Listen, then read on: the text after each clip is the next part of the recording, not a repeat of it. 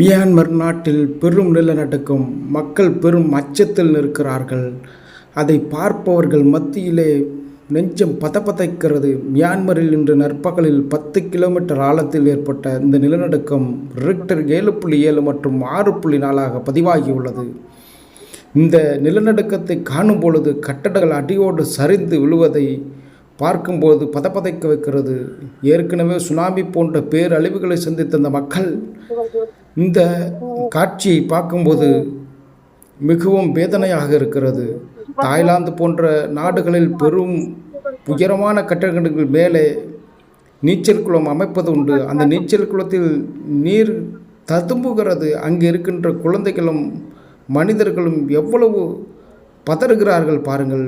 பார்ப்பவை பரிதவிக்கிறது. எனவே இந்த நிலநடுக்கம் நிற்க வேண்டும். பூமி தாயை கெஞ்சி கேட்கின்றோம். இந்த நிலநடுக்கம் உடனடியாக நிற்க வேண்டும். இந்த மனித குலத்துக்கும் இந்த உயிரினங்களுக்கும் ஏற்பட்ட மாபெரும் பேரிழப்பாக இது கருதப்படுகிறது. மியான்மர், தாய்லாந்து போன்ற நாடுகளும் அதே போன்ற அதனுடைய தலைநகரமான பேங்காங்கிலும் மிகப்பெரிய கட்டிடங்களும் சரிந்து விழுவதை பார்க்கும் பொழுது சமூக வலைதளங்கள் இது வைரலாகி வருகிறது. எனவே இது நிச்சயமாக இது தொடரக்கூடாது. நிச்சயமாக நிற்க வேண்டும் என்பதே அனைத்து மக்களுடைய வேண்டுகோளாக இருக்கிறது.